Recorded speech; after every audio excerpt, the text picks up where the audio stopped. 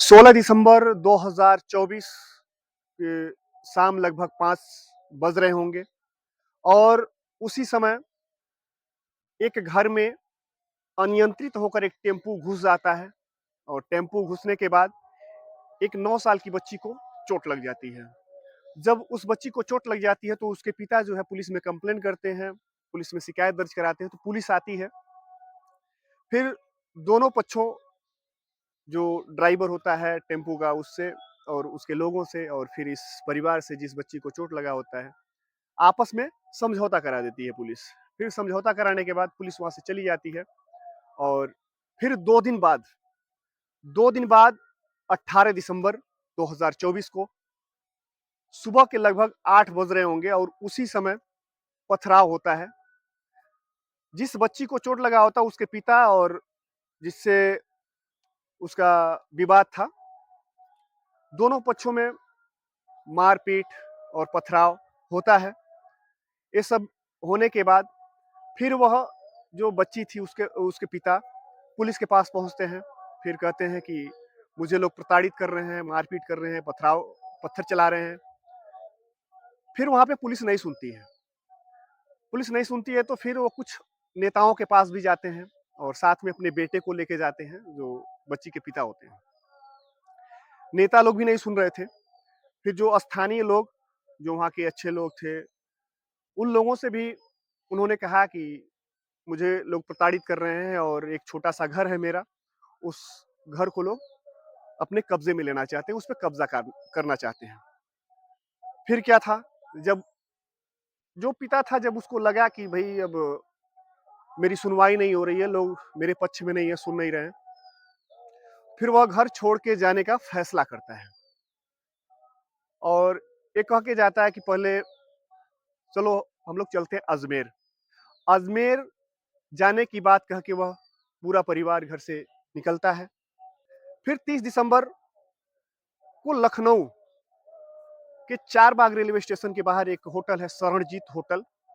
उस होटल में वो सभी पहुंचते हैं और लगभग 7 लोग होते हैं। एक पिता, बेटा और 4 बेटियां और एक माँ। वहां पे बाकायदा अपना जो प्रूफ है, आधार कार्ड या पहचान पत्र जो भी है, होटल का जो स्टाफ होता है वहां पे रिसेप्शन पे बाकायदा सारे प्रूफ वहां पे जमा करते हैं। फिर वहां पे कमरा लेते हैं सब, कमरा नंबर 109।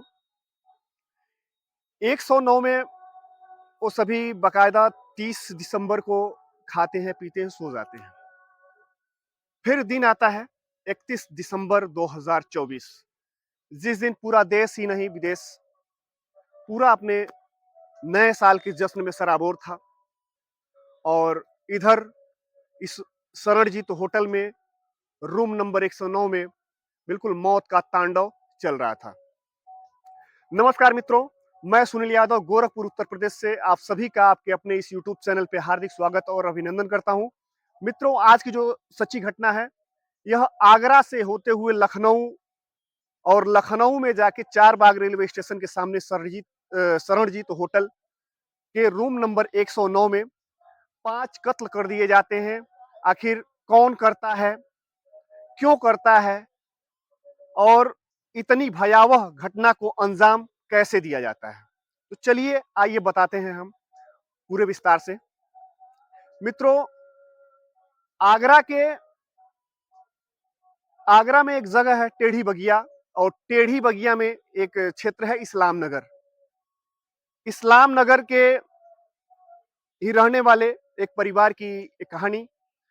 मित्रों, ये जो परिवार है, इस परिवार के मुखिया का नाम बदर उर्फ बदरुद्दीन और उनकी उम्र लगभग 50 साल की रही होगी। और 50 साल के बदर उर्फ बदरुद्दीन और उनकी वाइफ, जिनका नाम आसमा था, और आसमा की उम्र लगभग 40 साल, और इनके जो 4 बेटियां और एक बेटा, इनके भी नाम इस प्रकार हैं। जो बड़ा बेटा है जो बड़ा बेटा है और उसका नाम अरशद, उम्र लगभग 24 साल, और उनकी बड़ी बेटी का नाम अलीसा, उम्र लगभग 19 साल, और दूसरे नंबर की बेटी रहीमन, उम्र लगभग 18 वर्ष। और तीसरे नंबर की बेटी अच्छा, अच्छा की उम्र 16 साल। और चौथे नंबर की बेटी आलिया, उम्र लगभग 9 साल।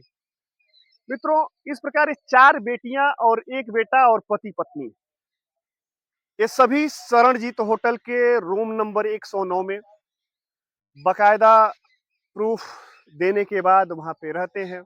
और रिसेप्शन पे कहते हैं कि हम लोग घूमने आए हैं, नए साल के उपलक्ष्य में हम लोग घूम रहे हैं। उसके बाद 31 दिसंबर को बाकायदा खाना ऑर्डर करके खाना मंगवाया जाता है। और खाने के साथ-साथ शराब की बोतलें भी ऑर्डर होती हैं या फिर लाई जाती हैं, जो अरशद होता है। सारा मास्टरमाइंड अरशद ही था। खाना खिलाने के बाद ज़बरदस्ती जो है शराब भी पिलाया जाता है उन सबों को। उसके बाद 4 जो लड़कियां थी उनके मुंह में कपड़ा ठूसा जाता है। और जो आसमा उसकी माँ थी, उसके मुंह में कपड़ा ठूसा जाता है। एक कपड़ा ठूसने के बाद जो कलाइयां हैं, कलाइयों को काट दिया जाता है। और ये सारा कुछ करने वाला अरशद और उसका पिता बदर उर्फ बदरुद्दीन। ये सब करने के बाद गला दबा के सभी मार देते हैं। इस सभी अंजाम को पूरा करने के बाद 1 जनवरी 2025 की सुबह जो बदर थे, बदर वहां से निकलते हैं ये कहते हुए कि मैं जा रहा हूं और ट्रेन के आगे कटकर मर जाऊंगा, जान दे दूंगा। अरशद जो है, जिसकी उम्र 24 साल मैंने बताया, वह पुलिस स्टेशन पहुंचता है और वहां पे कहता है कि शरणजीत होटल के कमरा नंबर 109 में 5 कत्ल हो गए हैं और वो सभी कत्ल मैंने किया है। फिर अरशद की बात सुन के पुलिस भी सोच में पड़ जाती है कि भाई अभी नए साल का जश्न मनाकर पुलिस वाले भी रात को पार्टी वगैरह किए थे, सोए हुए थे। सुनने के बाद पुलिस वाले भी घबरा जाते हैं कि आखिर ऐसे कैसे हो सकता है। फिर वहां पे पुलिस जल्दी जल्दी में पहुंचती है और पहुंचने के बाद देखती है तो बिल्कुल कमरे में चारों तरफ जो है खून ही खून। और जितनी भी लाशें थी वहां, सबके जो है हाथ की नसें कटी हुई थी और गला दबा के मारा गया था। फिर कड़ाई से जो है पूछताछ होता है अरशद से। तो फिर छानबीन करने के बाद पता चलता है कि आगरा के ट्रांस यमुना, आगरा में एक क्षेत्र है ट्रांस यमुना, और ट्रांस यमुना का ही एक इलाका है टेढ़ी बगिया। और टेढ़ी बगिया के ही अ, अंदर आता है इस्लाम नगर। इस्लाम नगर के ये सभी रहने वाले थे। जब पुलिस वाले अरशद से पूछते हैं तो वह बताता है कि वो और उसके पिता आगरा में फेरी का काम करते हैं। जैसे ही ये खबर मीडिया वालों को पता चलती है कि वह आगरा के रहने वाले हैं और उन सभी ने ऐसा कांड किया है और इतने बड़े हत्याकांड को अंजाम दिया है, मीडिया वाले पहुंचते हैं आगरा के उस क्षेत्र में इस्लाम नगर। और वहां पे पूछताछ जो वहां के उस मोहल्ले के अगल बगल जो भी उसके पड़ोसी थे, उन लोगों से पूछते हैं तो लोग बताते हैं कि जो बाप और बेटे थे दोनों बहुत झगड़ालू थे। प्रतिदिन जो है आपस में झगड़ते रहते थे, छोटी छोटी बात को लेके आपस में मारपीट भी करते थे। और किसी ने ये भी कहा कि जो अरशद था बहुत नशेड़ी टाइप का था। उसकी शादी भी हो गई थी, वो अपनी बीवी से भी मारपीट करता था, उसकी बीवी घर छोड़ के चली गई थी। और वह अपनी माँ को भी मारता पीटता था, अपनी बहनों से भी झगड़ा करता था। और वह ये भी कहता था कि वो अपनी माँ को मार के उसकी किडनी निकाल के और बेच देगा और ढेर सारे उसके पैसे लेके आएगा। इस तरीके की बातें भी, ये जो एक किडनी वाली बात है, ये जो अरशद की वाइफ है, अरशद की पत्नी, उसने ये कहा। और साथ ही साथ उसकी पत्नी ने ये भी कहा कि वह एक साइको टाइप का इंसान है। एक सोशल मीडिया पे वीडियो वायरल होती है और वह वीडियो अरशद ने वायरल की थी, जिसमें उसने बयान दिया है कि उसने हत्या और अपनी बहनों का और अपनी माँ का कत्ल क्यों किया। मित्रों, उसमें वो कहता है कि वह बिल्कुल अपने पड़ोसियों से तंग आ गया था और लोग उसके घर पे कब्जा करना चाहते थे जबरदस्ती। और बहुत सारे ऐसे नाम लेता है, कहता है कि लोग चाहते थे कि ये सब घर छोड़ के चले जाएँ या तो फिर मार-पीट करके इन सबों की सज़ा करवा दूँ और जो इनकी बहनें थीं, उन बहनों को बेचने का भी ज़िक्र उसने उस वीडियो में किया है कि लोग मैं नहीं चाहता था कि मेरी बहनें किसी के हाथ बिक जाएँ और गलत काम करवाएँ। एक बात और भी उसने कहा कि जो था वह मुस्लिम था, लेकिन जो उसके मोहल्ले वाले थे लोग, उसको बांग्लादेशी, बांग्लादेशी कह के हमेशा जो है बात आगे बढ़ाते थे, मारपीट करते थे। वह ये भी कहा कि वह हिंदू धर्म अपनाना चाहता था। वह जो उसका मकान है, वहाँ पे वह मंदिर बनवाना चाहता था। इस तरीके की बात उसने कही क्योंकि वह ये भी कहा कि जब हिंदू धर्म अपनाने की बात सभी लोगों को पता चली, तो लोग उसको टॉर्चर करते थे, उसको लोग मारते-पीटते थे।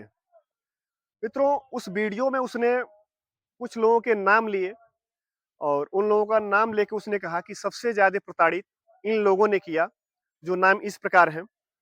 एक रानू, फिर आफ़ताब अहमद, अज़हर, सलीम ड्राइवर और आरिफ, ऐसे कई नाम लिए। उसने कहा कि ये लोग बहुत अधिक अधिक परेशान करते थे, मानसिक रूप से बहुत प्रताड़ित करते थे और बात-बात पे लोग गाली-गलौज और झगड़ा ये सभी करते थे। उस वीडियो में उसने ये भी कहा, मुख्यमंत्री योगी आदित्यनाथ जी से उसने गुहार भी लगाई कि मुख्यमंत्री जी, जो आपकी सरकार में जो भी काम हो रहा है बहुत ही सराहनीय है, बहुत ही अच्छा काम हो रहा है और इस तरीके से मेरे साथ जो घटनाएँ हुई हैं, जो मुझे उकसाया गया हत्या करने पे, मुझे लोग प्रताड़ित किए और मैंने ऐसे घटना को अंजाम दिया। तो जो लोग दोषी हैं, जिसने उकसाया है, जो लोग मुझे परेशान किए हैं, उन लोगों को कड़ी से कड़ी सज़ा दी जाए क्योंकि मैं हिंदू धर्म अपनाना चाहता था और अगर मुझे सज़ा भी हो जाती है, तो मेरे सज़ा होने के बाद जो मेरा घर है, जिसका पूरा कागज़ मेरे पास है और उस घर पे मंदिर बनना चाहिए। इस घटना को अंजाम उसने क्यों दिया और साथ ही साथ उसके पिता और एक पिता अपनी पत्नी का इतना बिल्कुल निर्दयी तरीके से हत्या कर देगा और साथ ही साथ जो 4 बेटियाँ, उन 4 बेटियों को भी मौत के घाट उतार देता है अपने बेटे के साथ। ऐसा क्या हुआ होगा? ऐसा क्या उन लोगों के साथ लोगों ने किया या उकसाया या कौन-सी ऐसी मजबूरी रही, इतनी बड़ी घटना को इन दोनों ने मिलके अंजाम दिया। आखिर इसकी वजह क्या है? अभी तो पुलिस छानबीन कर रही है। आज के लिए इतना ही। आगे जैसा भी अपडेट होगा इस चैनल के माध्यम से आप लोगों के सामने लाऊँगा मैं और तब तक के लिए अगर आप लोगों ने इस चैनल को सब्सक्राइब नहीं किया है, तो ये चैनल आपका है, आपका अपना चैनल है और सब्सक्राइब ज़रूर करिए। सब्सक्राइब के साथ-साथ लाइक, शेयर और कमेंट ज़रूर करिएगा क्योंकि सब्सक्राइब करेंगे तो उससे मनोबल और बढ़ेगा। लाइक और कमेंट करेंगे तो जो कमियाँ होंगी उस कमियों को सुधार करूँगा और अच्छी से अच्छी कहानी लेके आने का मैं प्रयास करूँगा। इसी के साथ धन्यवाद, नमस्कार।